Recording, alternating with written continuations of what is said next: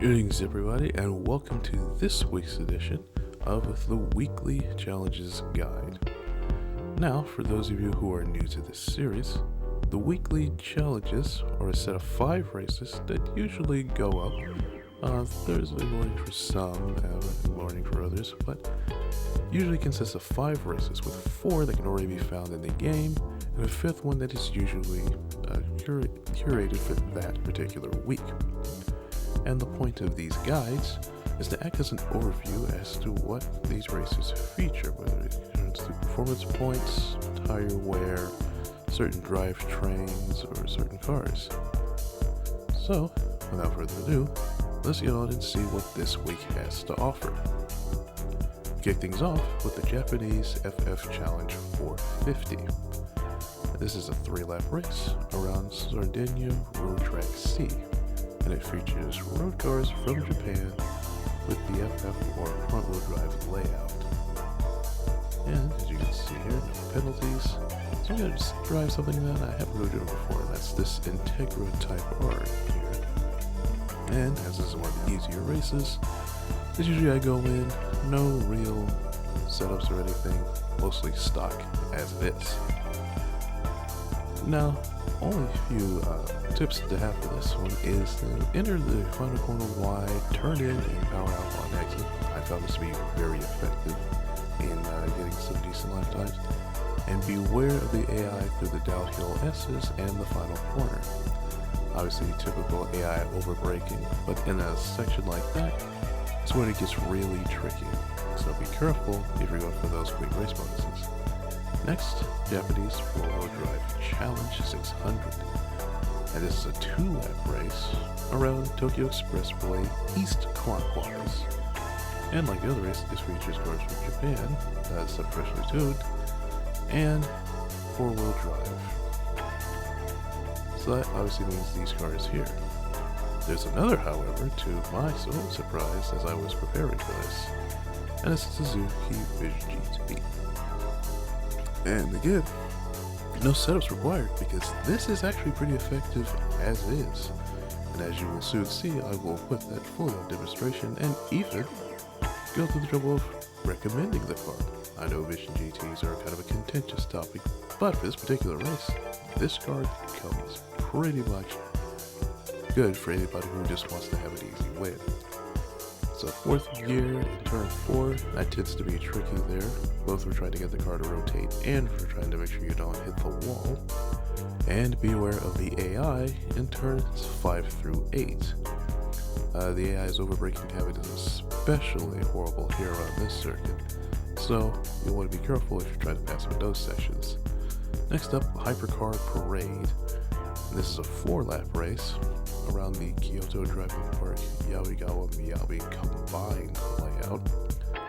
Now obviously this features a road car roughly 700 or above in the performance points. And of course I say road car quotations because that usually means this, the Ferrari FSXK. I mean, it's illegible, so pretty much can go for it. And in fact, I'd even go so far as to recommend it as one of the cars for these races, along with the Aston Martin Vulcan, but again, if you can. Otherwise, something above 700 pp. Be aware of the AI, the uphill S's, as well as turns 4, 5, and the chicane. The overbraking and crowding of the AI really gets bad there. Oh, and mind that downhill after the kink. If you go fast enough, your car will lift in the air just as you did that hill at Lago Maggiore. Next up, World Touring Car 800. This is a 20-lap race featuring 6 times fuel use and 3 times tire wear and high-speed ring. As you can see, all these tires are permitted, and the car used roughly 800 performance points or less. This usually means Group 3 cars, and as you can see, a shortcut penalty. But you can exploit this a bit. I will prove that with this BMW McLaren F1 GTR. And as you can see there, I didn't really do anything to get under there. It just fits under the performance points. Not sure if it was the update or not, but perfect example of how all you have to do is just bring something that's under that 800 performance points, and this is one of the cars that you can do it without much work.